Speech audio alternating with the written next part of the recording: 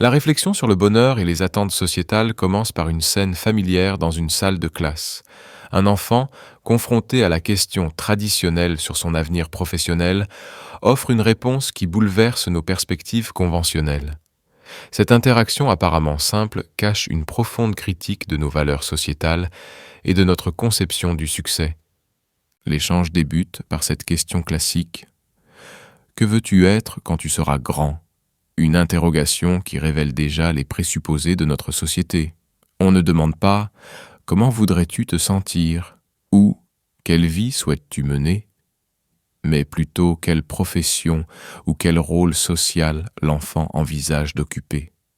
Cette formulation même de la question traduit une vision du monde où l'identité personnelle est étroitement liée à la fonction professionnelle. La réponse de l'enfant, heureux, représente une rupture radicale avec ses attentes. Dans sa simplicité désarmante, elle met en lumière une sagesse qui transcende les conventions sociales. Cette réponse ne correspond à aucune catégorie professionnelle, à aucun statut social préétabli, mais elle touche à l'essence même de ce que beaucoup considèrent comme le but ultime de l'existence. La réaction des adultes est particulièrement révélatrice de nos conditionnements sociaux. En déclarant que l'enfant n'a pas compris la question, ils démontrent leur propre enfermement dans un système de pensée où la réussite se mesure principalement en termes de carrière et de statut social. Leur incompréhension face à une réponse aussi fondamentale que le désir d'être heureux illustre le fossé qui peut exister entre nos aspirations naturelles et les attentes de la société. La réplique finale de l'enfant « Vous n'avez pas compris la vie » est d'une perspicacité remarquable.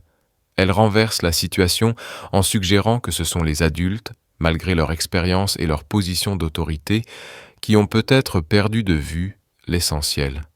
Cette réponse remet en question toute la hiérarchie des valeurs que notre société moderne a construite.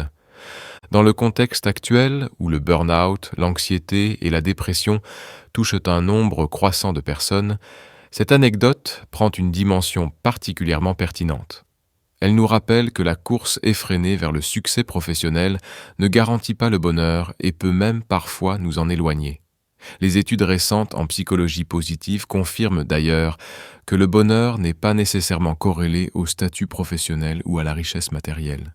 Cette histoire soulève également des questions cruciales sur notre système éducatif. Comment préparons-nous réellement les jeunes générations à la vie ? En mettant l'accent sur les compétences professionnelles et la réussite académique, ne négligeons-nous pas des aspects essentiels du développement humain, comme l'intelligence émotionnelle, la recherche du sens et la capacité à cultiver son bien-être ? La sagesse de l'enfant nous invite à repenser nos priorités individuelles et collectives. Dans une société où le faire prime souvent sur l'être, où la productivité est valorisée au détriment du bien-être, cette simple réponse agit comme un rappel puissant de ce qui devrait vraiment compter dans nos vies. Cette réflexion nous encourage également à examiner comment nous définissons le succès et la réussite.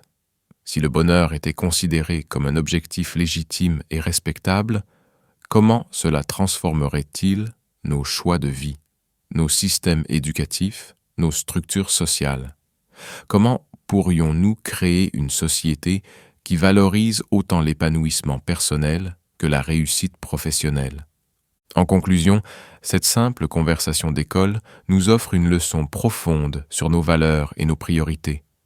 Elle nous rappelle que parfois, la sagesse la plus pure peut venir des réponses les plus simples, et que le bonheur, loin d'être une considération secondaire, devrait être au cœur de nos aspirations et de notre définition du succès.